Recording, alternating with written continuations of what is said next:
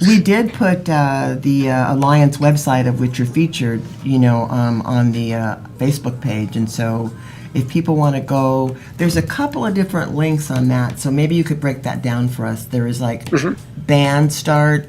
I'm going to say it wrong. So what? Bandcamp. Bandcamp. Okay. Yeah. And then the other one is just directly to my website. Okay. And then people can purchase music. So if they go to the Bandcamp page, they can listen to things and they can purchase things that are on there. There's I think there's like 13 different albums and releases and things that people can pick up on. Then there are the things that I did for Hearts of Space Records years ago that is now being handled by Valley Entertainment, and they carry the Hearts of Space Records label. And so those, I think there are six albums that I did, and then there are a whole bunch of compilations that I'm on that they have there. So that would be the other one to check out. Wasn't there something that you and Kevin did in Japan, William? Yeah, and he's still available in Japan through IBOK Japan with Yoshihito Ito. Yoshihito Ito. Say that 20 times. And backwards. Kevin does some channeling music, and he did individual pieces for people who wanted to have clearer meditation, more honest communication with soul, and he is still available in that kind of music. We had, as you remember, William, there was a film, a little documentary that came out about Dr. Emoto, who did a thing called Messages in Water. Yes. And I was really moved by that. And one morning I woke up and realized that I am the water. And I called William and I said, I know you're going to do a group over in Japan, and I had an idea of why don't you get some people together and do a meditation, and I will meditate with you at the same time. And then I will go into trance and play whatever, showed up from that. And there is a distinction between channeling and trance channeling. So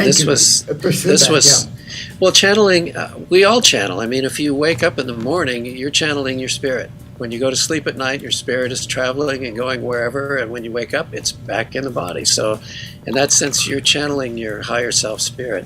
And composers and artists are always channeling their flow of spiritual alignment one way or the other.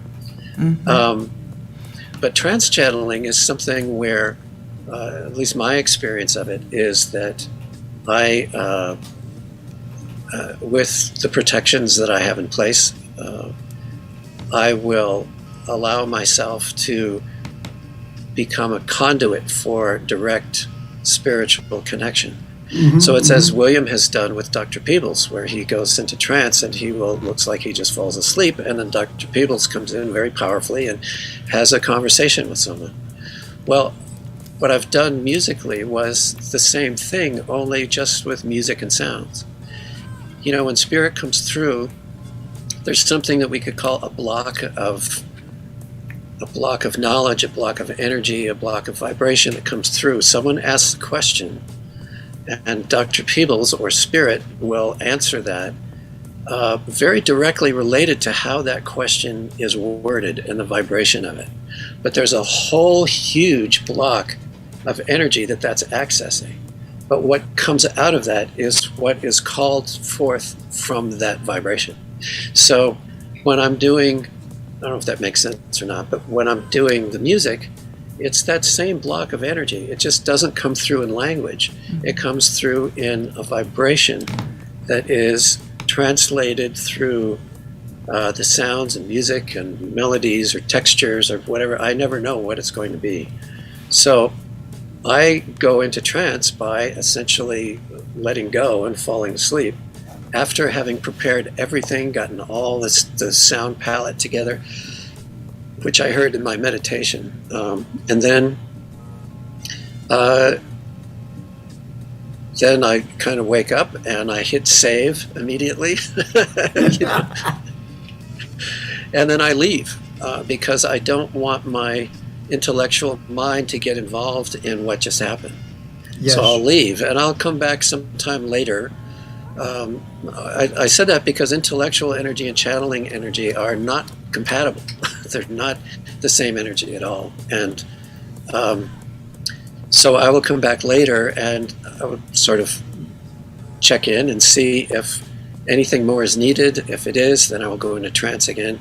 If it isn't, then I will turn on the recording and see what's there and literally hear it for the first time. And what's interesting is that it kind of sounds like me because it's coming through my hands and my experience and my, you know, talents and sensitivities, and yet, you know, as a composer, I listen to it and I go, wow, I think I would modulate here, or I would do this or that, but it's not about that at all, and that would only get in the way because at that point, whatever is there has nothing to do with me whatsoever. It means that is the communication that has come through for the being who has requested it, and my job is, at that point, is to just translate it and make sure that everything is clear and comes out, very as clearly as it can. And if I have a question about something, I will do a little meditation and see if this is the right way to go or that the right way to go. But most of the time, it feels pretty organic, you know, of the way that those things come through. So